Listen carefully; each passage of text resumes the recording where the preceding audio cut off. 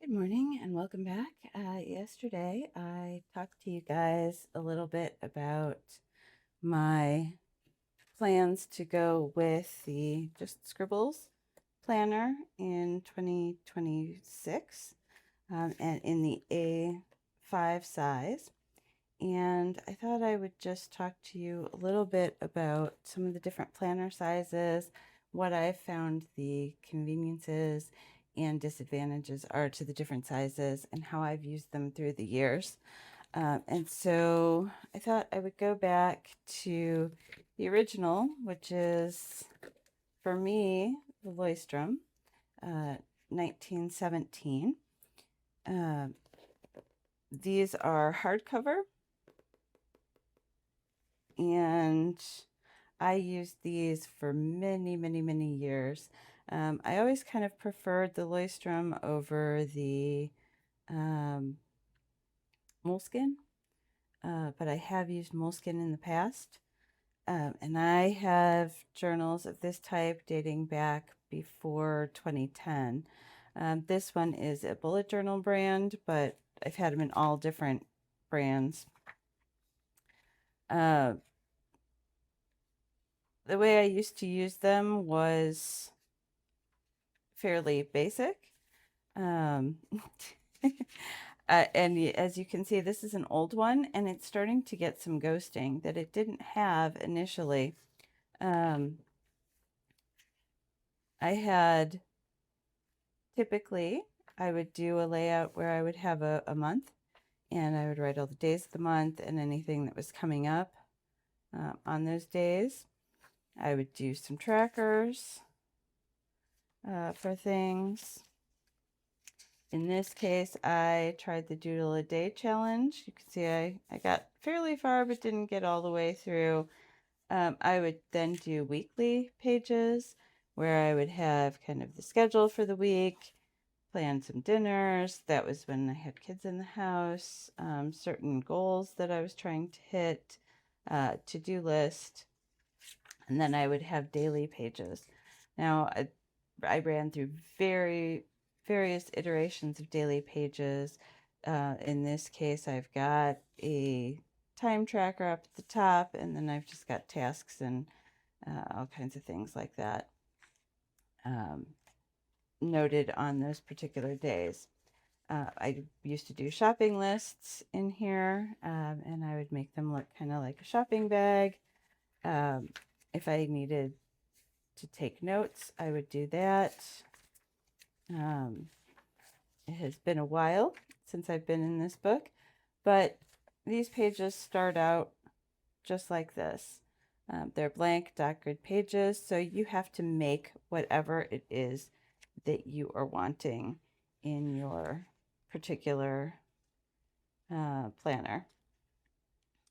So I'm trying to see if I can find some collections. I know shopping lists I usually marked with yellow. That way it was easy enough. Sometimes I had quotes in here. And sometimes I had collections of different things. Sometimes I didn't. This layout changed throughout the years. But because it is, sometimes I would use it for doodling. Because this is this dot grid page, it's very customizable. You can make this whatever you want. It can be whatever kind of notebook you need it to be, which is excellent in many, many ways. I loved having just the freedom of a blank notebook. This is an A5 size. That was perfect for me for many, many years. When I was in school, I used these. They were kind of a staple. One of the things that I noticed is I was constantly making the same pages. So I would have, sometimes there would be different pages, but a lot of times it was, I need to make the monthly, I need to make the weeklies, and then I need to make these daily pages. or daily checklists, which was great. But time-wise, I got a little sick of having to make the same thing every week. So I then found the Hobonichi. I started in an original Hobonichi, and I quickly went to the 6-month Hobonichi, because one of the things that I found is I usually got 6 months in my Leuchtturm. So having the 6-month Hobonichi just made more sense to me than having a full year. I tend to like my planners in 6-month increments. So I only did the Hobonichi cousin, the original, for 1 year. But one of the things that I really, really liked about this was having monthly pages and then having the weekly pages and then having the daily pages to track. And I did a lot more of the to-dos here. Sometimes we would have, I would do memory keeping, movie stubs, all kinds of things in here. And I really like it. I go back to these journals all the time and look things up. I'm constantly going through and going, oh, you know what? I remember when I did that. This was fantastic. I took notes in here when I was learning how to fly a drone and studying for my Part 107 license. And so I constantly come back and refer to these because I don't remember everything I studied, obviously. So it's always nice to have refreshers on those. I had sticker subscriptions. Every day was something different. And so, sometimes we had ideas for things. We were going to redo the backyard. This never ended up happening, but it was nice to just have a place to draw all that. One of the things that I wasn't real crazy about in the Hobonichi can easily be shown on this page, and that is having all of this colored stuff. You had the moon phase was nice to have. A lot of Japanese writing. There was always a color. So each month, if you've never had a Hobonichi, had a different color. So sometimes it was the blue color. Sometimes it's this brownish color. It's got a purple and a green, all kinds of different colors. Sometimes that's fine and it didn't bother me. There's also Japanese text at the bottom and a calendar at the bottom of every page or every right-facing page. A lot of times it didn't bother me. I just write over it. It's faint enough that you can see past it. But if I'm sketching, things like that, sometimes that just gets in the way and it's a little it was a little annoying. Same with down here. As you can see, it's in the way. Can I still read what I did over it? Absolutely. Am I a little worried that in a couple of years when it looks the same way as this Leuchtturm does and everything has bled through, am I a little worried that that's going to be a problem? Absolutely. That bleed through on top of the background distraction might just make this very difficult to read. And like I said, I do go back and reference these all the time and look through these. I'm looking through these constantly. One of the things that I really, really liked about the Hobonichi is the Calendex, I guess they call this, pages in the front. I can look through and find what I'm looking for pretty quickly in my Hobonichi journals because everything is categorized. Every time I wrote something on a day, it's highlighted and I can look it up pretty easily. If I want to find out, I did some notes on goldenrod, for example, August 19th and 20th. I can easily go here, look for August 19th and 20th.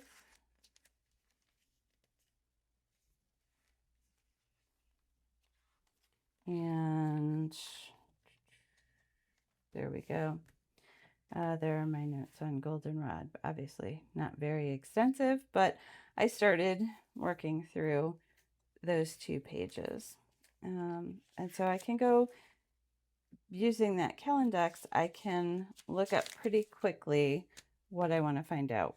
One of the other things that I kind of liked about the Hobonichi was the fact that it had a double Calendex, so I could use stickers and then use this as a habit tracker. Otherwise, there's not a lot of pages, blank pages, in the Hobonichi. So at the back, where I say notes, there were literally 2 pages. And then everything else, I would just have to stick stickers on top of these. I'm trying to, I would have to stick stickers on top of these if I wanted to make them usable. There's no plain blank pages. So you're either using a page for a day or you are trying to cover something like this up for collections at the end. So I ended up moving on into a sterling ink. And actually, when I moved into the sterling ink, the first thing I moved into was an A6. Now, an A6 is half the size of the A5. Now, this is in a case, so it might look like it's a little bit bigger, but it's exactly half of this size, Hobonichi size. So I moved into this sterling ink. And I use it in very much the same way. It does have, I had quarter goals in there, so I used it for that. I did not index in here. I ended up having to do a very abbreviated monthly calendar because there's not as much room in here. So I ended up using colored dots and then having a key on the side.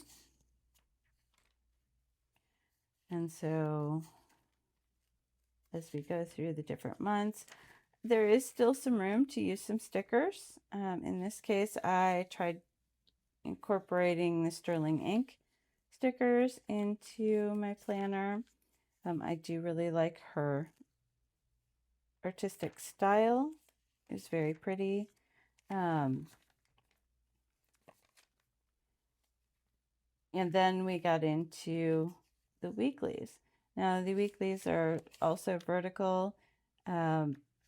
Again, I kind of ended up having to abbreviate what I was doing on these weeklies, just because there wasn't a lot of room. So not as much memory keeping, not as much, not quite as pretty, much more functional, or sticking to the functional. I wouldn't say that this is more functional than a larger size, but you don't have as much room to add in the aesthetics, so you're really focusing on that function. And then with the sterling ink, the pages are blank at the back. They just look like this.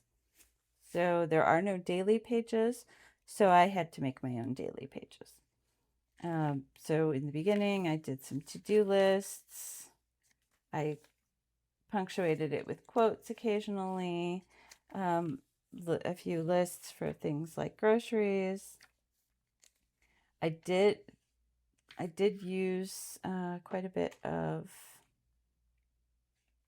stickers once I got back here, but I was always worried about running out of room. And so I didn't add a lot of things that I wanted to add back in here because I didn't know how, if I was going to be able to make it last the whole time. Now, I ended up at the end of the 6-month period with all of this, all of these blank pages. So I ended up with quite a few blank pages, almost 50. So I clearly didn't need to be quite so concerned with that, but I was. And there's no way of knowing what point you're at in this sterling ink. I do love the sterling ink format. I love looking back at this. This is one of my favorite little journals to look back at. I thought it was so cute. And I used to get comments on it all the time. It was super easy to take this and just throw this into a purse and carry it around with me. I had a little sticker book that I put at the back that had these extra stickers so that they were easily accessible. And then had the sterling ink here in the front.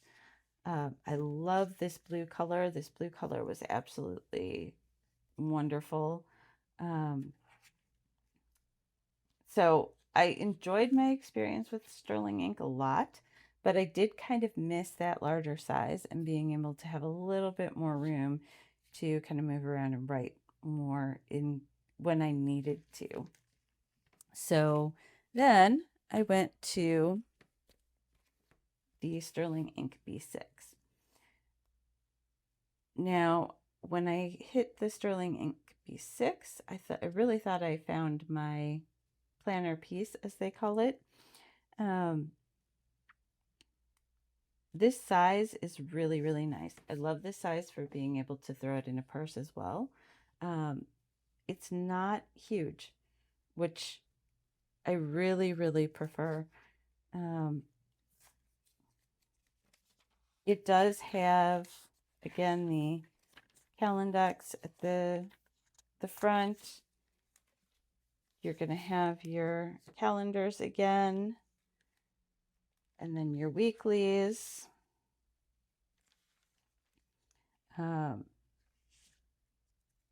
Which is great. I love this layout. I'm used to this layout now. I love that I don't, in all of these newer books, I love that I don't have to recreate this every week. I can get as decorative as I want. So some weeks there's a lot going on and some weeks are pretty basic. And, you know, I might throw in a little list here on a separate sheet of paper or what have you. I don't have to make it more than what it is. I can use it. It can be functional. It can also be really cute and pretty. And I'm not having to make that look new and different every week. I'm also not having to do these every month. They're in here. I can add the information as I need to. I can add the decoration as I want to. If I wanted to draw things, I could draw things, but I haven't been doing that as much. With this, I got into doing the Leuchtturm method when I got into this B6. I noticed that I didn't really love using these blank pages for tasks. One of the reasons is because a lot of times I would have a task that I didn't finish and I'd have to keep moving it and moving it and moving it. Whereas with the Leuchtturm method, I don't know if you're familiar with it, but you put the task and then you've got the entire week here to do it. If I want to do it on a particular day, I would put a dot. meaning that that's the day I really would like to work on that task. If I have to work on a task on a particular day because of a due date or what have you, then I could, then I would put a different colored dot so that it would stand out. Priorities always had an exclamation point. And so I would then only have to carry over 2 items in this case to the next week. And then I can go to the next week and keep going that way. I found that works really, really well.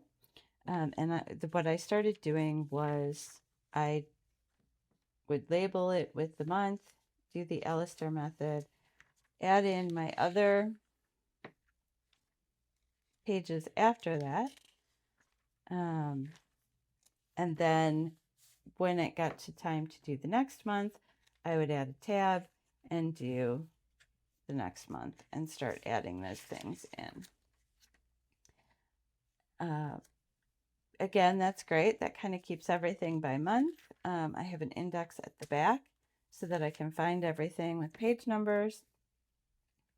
And that works pretty well. I like this. Again, I worried about running out of pages. And I ended up, in this case, with only 6 pages left at the end of this journal. Or 6 sides, not even 6 pages. 3 sheets of paper at the end of this journal. This was the January to June of this year, of 2025. And so now I find myself in this second part of the year, again, a little bit afraid to really use these pages.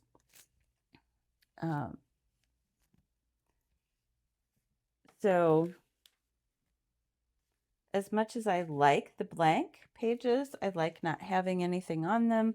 I like that they're very unobtrusive and I can do whatever I want with them. I can make them look however I want. I can use them for things like, packing lists and what we're going to do, and then just some memory keeping, notes on the Harmon Circle, how to troubleshoot my coffee maker. They can be whatever I want them to be, and I love that. But I really miss kind of having a 1 page a day so that I know that I can write something every single day. With the Hobonichi, if there was a day that I didn't write something, I could always go back and deal with it later, and add something in on that, on one of the days that I missed. But I really miss having a page per day.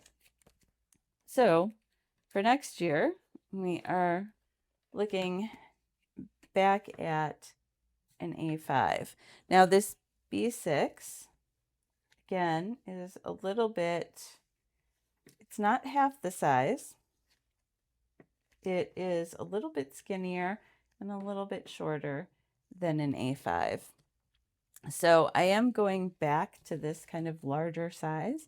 I'm not crazy about that, but I love the guts of this planner, and she does not make this particular format in a B6. Maybe she will one day, but right now that's not happening. So with this, I'm still going to get my monthlies. They are followed immediately by the weeklies and then the dailies. Everything has a page number. I can choose now whether I want to index in the back by page number, or if I want to keep it the index on the Calendex, because she does have a Calendex in here. On this.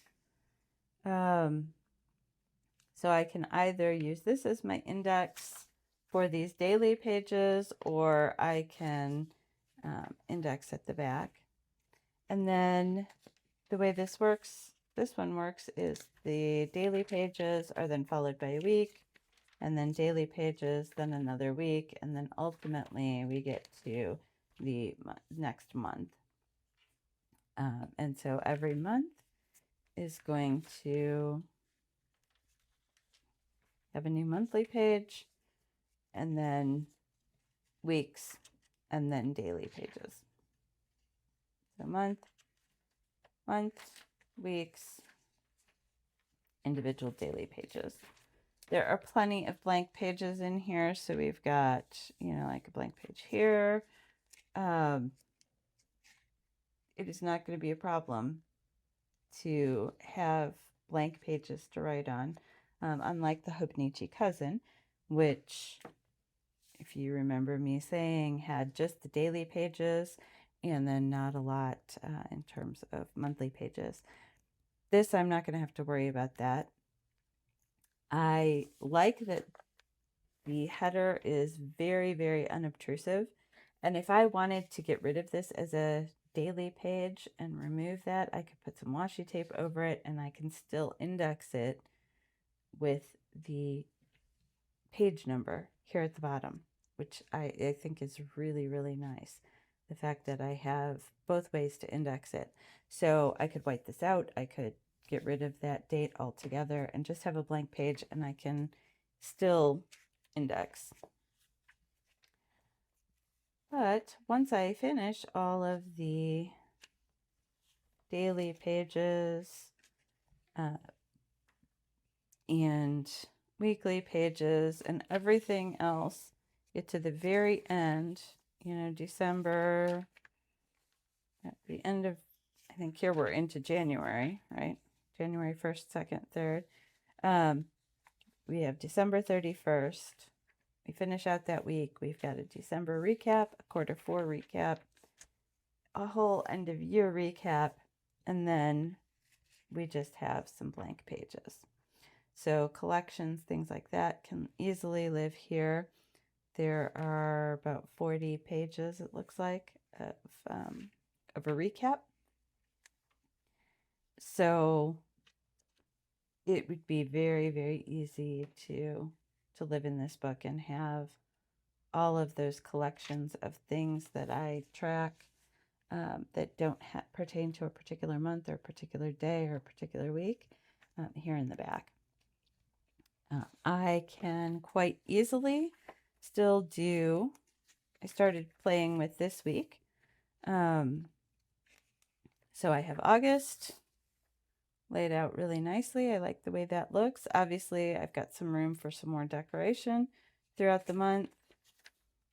I have these 2 blank pages that I can use for whatever I want for the month of August. Could be budgeting, might be some core memories, who knows how I'll use those blank pages. I then have this nice weekly page, which is what I'm used to. I have a place to put my Leuchtturm method, and I was able to move a lot of these items that I repeat over and over again into a habit tracker here in the beginning. So we've got this habit tracker, and then I've got these really nice daily pages going. So I think that this is going to be really nice for 2026. I'm looking forward to that. But each size has advantages. I really, really loved being in this A6.